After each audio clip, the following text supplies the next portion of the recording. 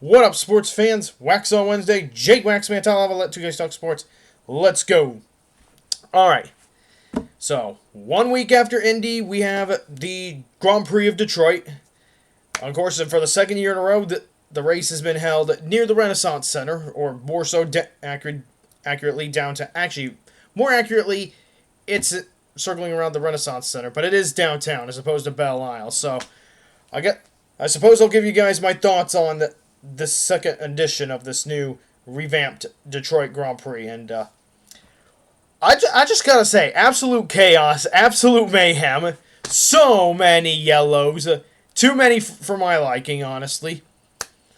But here's the thing. Now, I will say this, the race I think still needs a lot of modifications. I think we could still do better. Maybe we have to figure out a different part of downtown Detroit where we can race. Maybe we'll race around Little Caesars Arena instead. I bet you could find better corners there for turning and that stuff. But it's not just the circuit design, okay? Drivers are as equally as responsible.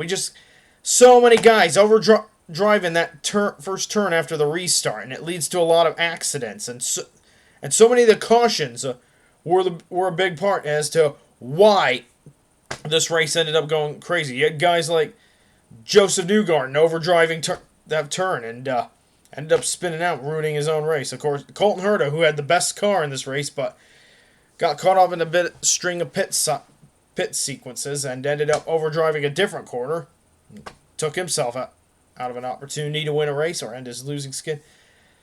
But here's the thing. Now, the current circuit, the street, not just the current circuit of the streets of Detroit, the corners are so narrow that there's really only one passing zone, and that's on the restart, that long straightaway that they go down. That's the only real passing zone. Anywhere else, you try to pass, and you end up either getting squeezed down or you overshoot the corner. So, I think... Now, I'm just going to say this. IndyCar in Detroit, great idea. The crowds were great in that race. You know, the fans love the racing there. It is the Motor City. I am 100% good with IndyCar coming to Detroit every single year. They should. It's a great event. We just simply need to design a better circuit. And one in which drivers just don't force issues and overdrive it, resulting in all these caution fests, you know? That's all. You know, we just need to consider a few different things besides racing around the Renaissance Center. All right? We need a street circuit in Detroit where there's more lanes for passing and not in addition to just better passing, but also less crazy racing, of course, you know? But now, I will also say with GM, GM, from what I understand, is leaving the Renaissance Center in 2025. So maybe there's a chance that they redesign the circuit. But we'll see. Okay? I don't want to hate too much on Detroit. Based on what I saw yesterday, we can do better in Motown. We just need to design a better... If we're going to race in downtown Detroit, which I'm 100% good for, due to the atmosphere there, and it's a great market for IndyCar racing. All I'm saying is, if we're going to race in Detroit, we got to come up with a better plan. Either get back to Belle Isle, which unfortunately I don't see happening in the foreseeable future, or let's race in a different part of Detroit where there's more open roads and more room for making passes and for better racing. That's all I'm suggesting, and there may be a chance of that, considering that General Motors and Chevrolet, who organized this Detroit Grand Prix, are leaving the Renaissance Center in 2025. So we'll just see what happens. I mean, it was a crazy race, you know, and congrats to Scott Dixon on winning a rain-filled, crazy event. I mean, it did rain at one point, which led to all the strategies. And I will say, kudos to Alexander Rossi playing the strategy right and able to come out of that race starting from 17th and getting a 5th place finish. So we got lucky with that good finish, but Rossi did have a pretty good car, just not a great qualifying result. So just some of my other thoughts. So, again, I'm all for racing in Detroit, but with how crazy the IndyCar series is with the drivers that are in it, as well as the design of the current track circuit for the Detroit Grand Prix, I just can't help but feel we can do a lot better in downtown Detroit. We got to move it to a different part of Motown where it can create favorable lanes for passing and just better, more efficient racing. You know, just now I'm not saying don't come back to Detroit anymore. Just let's put it in a different part of downtown. We'll see. That's all I'm saying, okay? Based on what I saw, all the craziness, all the crash, like, we don't need that many crashes in an IndyCar race, all right? This isn't NASCAR, this is IndyCar, all right? So these are just my thoughts on the second Detroit Grand Prix that raced around the Renaissance Center, or the Detroit Grand Prix 2024. So just my thoughts there, and my opinions there. So again, I want IndyCar to come to Detroit every single year. Just need to come up with a better circuit for the Detroit that honors Motown. All right. And now, from the second subject, okay. I haven't watched a whole lot of WNBA game. Actually, I haven't watched any WNBA games at all. But I've seen highlights, and it has reached my mindset. I've been keeping a few tabs on the league. And a lot of it, yes, due to Caitlin Clark, who is an incredibly talented and gifted basketball player. The thing that's on my mind is, I will say this, her rookie season has not been a smooth one. And not because she isn't playing well. She's had some games where she struggled and plenty for her to learn. And she's adjusting to the physicality of the WNBA. So that's going to happen to rookies. So she hasn't been perfect, but she has had a lot of games where she's played well. And her stats are better than a lot of many of the women in the WNBA. But I look at but the reason I say that her rookie season has been a rough one, I don't know what is going on. But every team that she's been playing against, there's somebody on almost every team that feels the need to just get rough with her.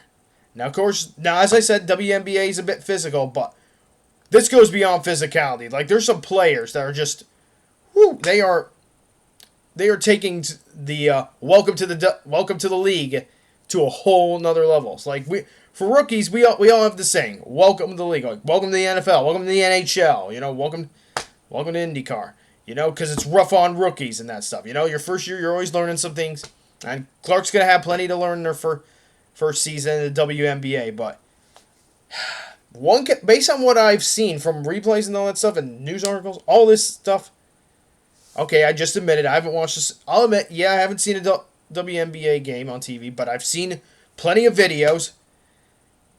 It just seems like not only is Caitlin Clark getting beat up, I agree with people who say that she is being targeted.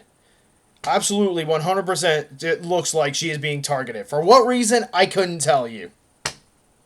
Or actually, I couldn't pinpoint it. And this comes after one particular incident between her and a woman by the name of Kennedy Carter, who plays for the Chicago Sky. So after a Chicago Sky basket, for whatever the reason was,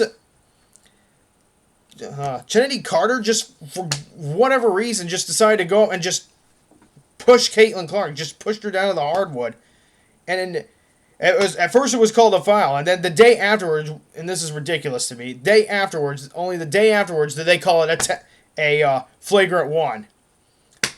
Honestly, if I were calling that game, I would have thrown Carter out of the game for that. That's just unnecessary. And the only thing, my thoughts on this are, I've heard of welcome to the league, rookie, but this goes beyond that, honestly. Maybe a bit too far beyond that. Because it's not just one person. It feels like it's Caitlin Clark versus almost the whole WNBA. Even everyone is saying she's getting picked on. And I think part of that, the only thing I can think of is, jealousy. And I find this ironic. Like, the WNBA, it's a smaller league, of course, and it doesn't gain a lot of views. Typically, it's not a league that gains huge viewership, but Caitlin Clark steps on the hardwood for the first time, and viewership for the WNBA has been going through the roof. Like, that league is starting to become more and more relevant, and thanks to her. And, for those women who want more viewership or want more attention, Caitlin Clark is bringing that to the league. She is bringing that attention you so great to this league, bringing the eyes, the spotlights, the cameras, all that stuff. That is the stuff that, the WNBA, or the women who play in the WNBA who have wanted this kind of attention, she brings that. And ironically, they treat Caitlin Clark like crap. As it stands right now, the WNBA right now, as a whole, they don't deserve Caitlin Clark nor this attention. For that reason, like you wanted this spotlight, and Caitlin Clark has helped to bring that spotlight to the WNBA, and yet here you go, treating that spark like crap. It's ridiculous. You know, like I get it. It's a physical league, but this is way beyond that. There's just something. Like I said, the only thing I could think of is just the fact that she's got all this attention on her. But it's not a bad thing for the WNBA, because that attention that is on Caitlin Clark is also coming towards the WNBA. So more eyes are on. So for those other players who are in the WNBA, okay, sure, a lot of people are watching for Caitlin Clark. Like, to some degree, maybe I can understand the jealousy, but that's still no reason to just go and push this rookie around to this degree. Like it's a manhunt. Like it's a man. Not a manhunt. Like it's pretty much, oh, hey, let's pick on the new kid on the block. Because she's not like one of us. Because she's got all this attention. You know, it's just, hey, to those in the WNBA, there's plenty in the players in the WNBA, they've been wanting this attention for a long time. And here it is. You should be thankful that Caitlin Clark is in the WNBA, because more eyes than ever are on the WNBA. Okay, you should be celebrating this newfound attention. And that means merchandise sales are going to go up. You know, more people are starting to learn other players' names too. This should be having a positive impact on the WNBA. And it is. But I think many of the players in the WNBA are taking this for granted. Or maybe this was just not the way they wanted it. You know, there's a lot of things, maybe even more than I can comprehend about this. But these are just some of my thoughts on Caitlin Clark's rough introduction into the WNBA. And don't get me wrong, she's playing well, and she's had some bad games, but you know what, right now, I just got to be honest, the league does not deserve her with the way they are treating her. Like, she's bringing in all this positive energy and attention into a league that does not get a lot of this, and yet the players treat her like crap and decide to push her around. Just, you know what, look, I get it, it's a whole different league, and you know, pro sports, it's supposed to be rough a bit, you know? And the WNBA, from what I heard, is physical, but still. Hey, the league is growing now, and it's getting bigger thanks to people like Caitlin Clark.